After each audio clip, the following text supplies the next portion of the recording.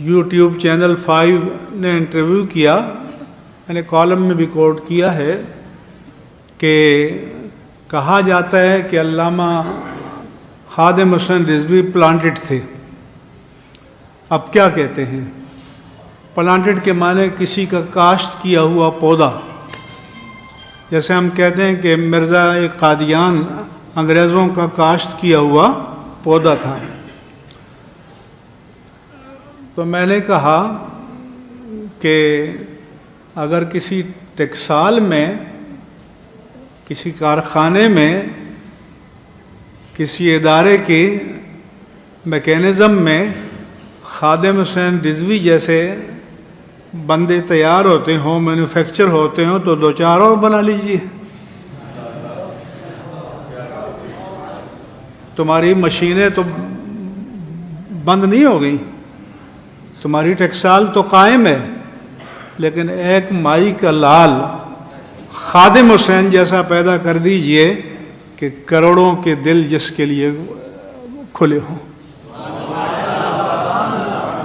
बे इख्तियार लाखों और करोड़ों की तादाद में लोग, कोई पैदल चलकर, कोई मोटरसाइकिलों पर, कोई कारों पर, कोई बसों पर, कोई ट्रेनों पर, कोई हवाई जहाज़ पर।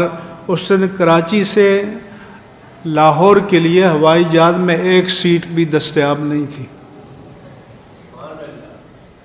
मैंने कहा ये शाहकार ढलते हैं, लेकिन ये मदीने की भट्टी में ढलते हैं। ये किसी और इदारे की भट्टी में ये ढलते नहीं है। किसी को दावा हो तो दिखा दो। खादिम हुसैन रिजवी रहमहुल्लाह ताला ने जो मिशन दिया है, जो जज्बा दिया है, उसको जारी रखें आप लोग। ये मुफ्ती आज़म मुबारक रावी हैं, ये जनाजे के अगली रात उनके यहाँ गए थे। उनके बेटे ने कुछ आखिरी, मैंने कॉलम में कोट की हैं, पढ़ लीजिएगा। मैंने बोला बातों में से ये कहा कि अब्बा जी ऐसा ना हो कि मैं और आप खामोशी से मदीना शरीफ चले जाएं। तो उन्होंने जवाब दिया कि झलिया दीवाने, मैं किस मुँह नाल जावांगा। खादिम हुसैन किड़ा मुँह लेके आका दी बारगाह विच जाएगा कि हुजूर दी गुस्ताखी हो रही है और खादिम हुसैन जिंदा है। पहले तो ये कि अगर अल्लाह ने आपको 4 बेटे दिए हैं तो एक अल्लाह के दीन को दे दो। अगर ये तौफीक नहीं है तो जिन माँ बाप ने पाल पोस कर अपने बच्चे अल्लाह के दीन के लिए दिए, उनको गोद ले लो। वो आलिम बनेगा, वो हाफिज बनेगा, वो कारी बनेगा, वो खिदमत करेगा जैसे ये सारे उलमा हैं। आगे इनके हजारों शागिर्द होंगे। तो जिस उस्ताज का इनको पढ़ाने में हिस्सा है, जिन्होंने उस ज़माने में इनकी किफ़ालत की है, उन सब को इसका सवाब मिलता रहेगा। सदक़ा जारिया होगा। मैं तो कहता हूँ कि अपने बड़ों के इसाले सवाब के लिए जो देगें पकाते हो अपनी बिरादरी के सामने, तो वो भी अगर आकर इदारों में दें, तो जहाँ दीन के तलबा पढ़ते हैं, तालिबात पढ़ती हैं, आलिमात और आलिम बनते हैं, तो उनकी तैयारी में आपका हिस्सा होगा। मस्जिद में लाकर दो, मसाजिद और मदारिस को आबाद करो। ये हमारी जिम्मेदारी है। ये हमारे भाई सऊदीया में रहते हैं,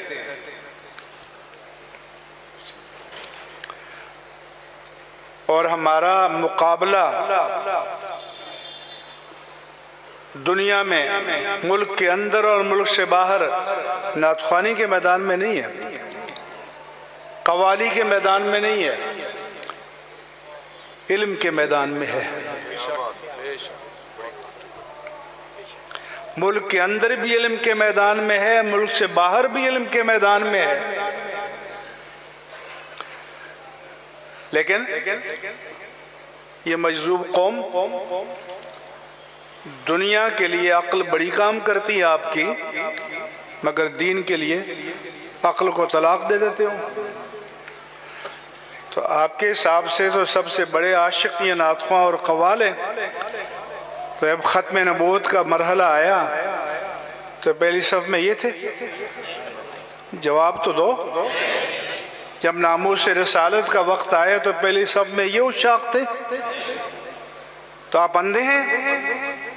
آپ کو مناظر بھول جاتے ہیں؟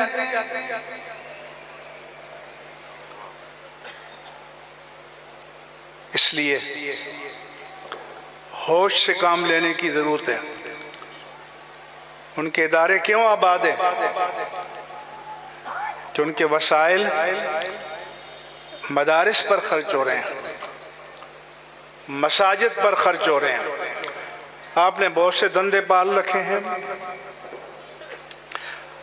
اب آپ ہی کے نصرت فتح علی خان قوال تو فیصل آباد کے تھے، اس نے جا کر بمبے میں ہندوؤں کے درمیان بیٹھ کر قوالی پڑھی، نہ میرا خدا کوئی اور ہے نہ تیرا خدا کوئی اور ہے، یہ جو راستے ہیں جدا جدا یہ معاملہ کوئی اور ہے۔ اور ہمارے نوجوان بھی جو دہراتے ہیں۔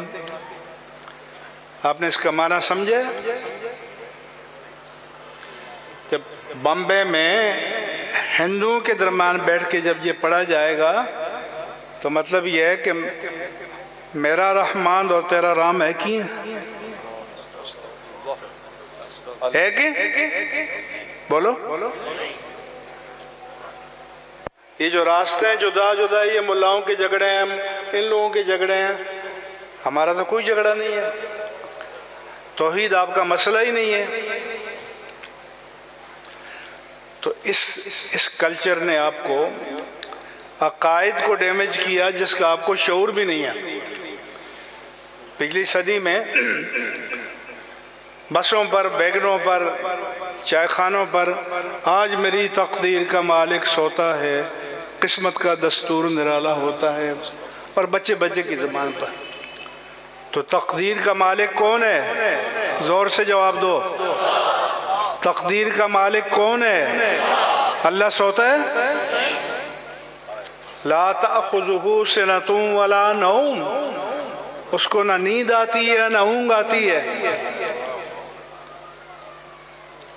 اور علماء اب ہمت نہیں کر رہے کہ روکیں اور ٹوکیں،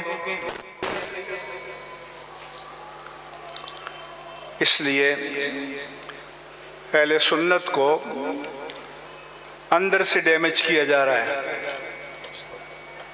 باہر سے نہیں ہے۔ لیکن یہ جو مدارس اور مساجد ہیں ان کی اہمیت کا آپ کو پتہ ہے کہ جب کورونا آیا، ایوان صدر میں، ایوان وزیر اعظم میں، گورنر ہاؤس میں ہمیں بلایا، سعودیہ سے فتویٰ آ گیا، بغداد سے آ گیا، دمشق سے آ گیا، ازہر سے آ گیا، اردن سے آ گیا، ترکی سے آ گیا، مسجدیں بند کرو۔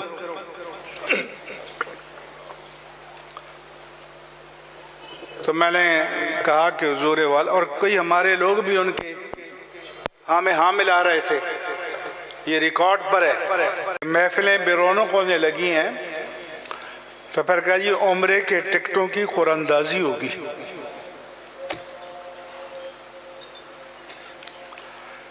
تو میں شیخو پر آیا، میں نے خطاب کیا، تو کہا جی اب عمرے کے ٹکٹوں کی قراندازی ہوگی، اور 10-12 سیٹ صاحب، چودھری صاحب، میاں صاحب، شیخ صاحب، حاجی صاحب پیٹ پھلائے سامنے آ کے بیٹھ گئے کہ یہ ٹکٹ شیخ صاحب نے دیا، یہ چودھری صاحب نے دیا، یہ سیٹ صاحب نے دیا، یہ حاجی صاحب نے دیا، یہ فلاں نے دیا۔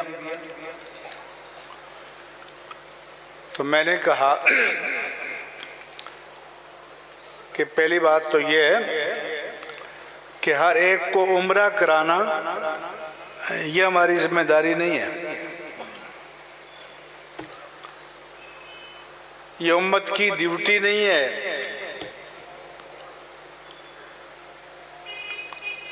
ہر مسلمان کے بچے کو اللہ کے نبی کا سچا امتی بنانا یہ ہماری ڈیوٹی ہے۔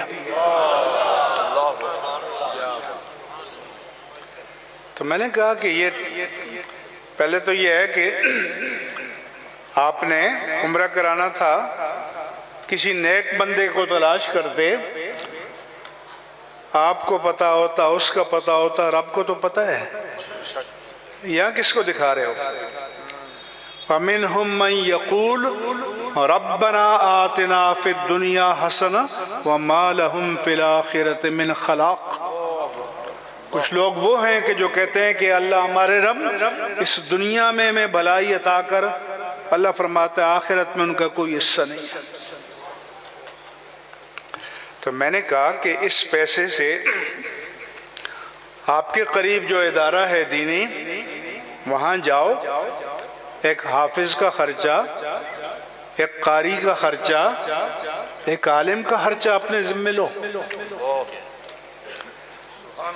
سب سے پہلے تو یہ کہ اگر اللہ نے آپ کو 4 بیٹے دیے ہیں تو ایک اللہ کے دین کو دے دو۔ اگر یہ توفیق نہیں ہے تو جن ماں باپ نے پال پوس کر اپنے بچے اللہ کے دین کے لیے دیے ان کو گود لے لو۔ وہ عالم بنے گا، وہ حافظ بنے گا، وہ قاری بنے گا، وہ خدمت کرے گا جیسے یہ سارے علماء ہیں۔ آگے ان کے ہزاروں شاگرد ہوں گے، تو جس استاذ کا ان کو پڑھانے میں حصہ ہے، جنہوں نے اس زمانے میں ان کی کفالت کی ہے، ان سب کو اس کا ثواب ملتا رہے گا، صدقہ جاریہ ہوگا۔ میں تو کہتا ہوں کہ اپنے بڑوں کے ایصال ثواب کے لیے جو دیگیں پکاتے ہو اپنے برادری کے سامنے، تو وہ بھی اگر آ کر اداروں میں دیں جہاں دین کے طلباء پڑھتے ہیں، طالبات پڑھتی ہیں، عالمات اور عالم بنتے ہیں، تو ان کی تیاری میں آپ کا حصہ ہوگا۔ مسجد میں لا کر دو، مساجد اور مدارس کو آباد کرو، یہ ہماری ذمہ داری ہے۔ یہ ہمارے بھائی سعودیہ میں رہتے ہیں،